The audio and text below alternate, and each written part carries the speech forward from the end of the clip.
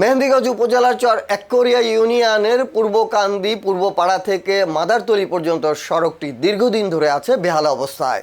সম্প্রতি টানা বৃষ্টিতে সড়কের বিভিন্ন স্থানে কাদা ও পানি জমে চলাচলের অনুপযোগী হয়ে পড়েছে। তাই তো স্থানীয় বাসিন্দাদের পাশাপাশি স্কুল কলেজগামী শিক্ষার্থী, কর্মজীবী মানুষ ও জরুরি প্রয়োজনে যাতায়াতকারী সাধারণ মানুষকে প্রতিদিন চরম ভোগান্তির শিকার হতে হচ্ছে।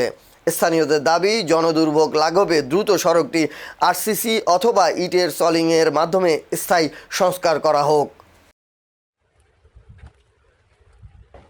কাদার কারণে মাদ্রাসা যেতে পারি না, আমাদের রাস্তাটা যেন ভালো করে দেয়।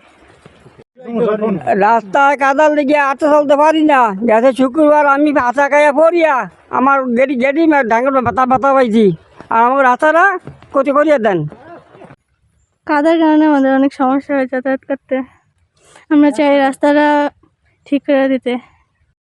এই রাস্তায় বেদরের জন্য আমরা আইতে পারি না। মেম্বার প্রতি বছর বালু হালায়, তারপরেও রাস্তা ঠিক করতে পারে না।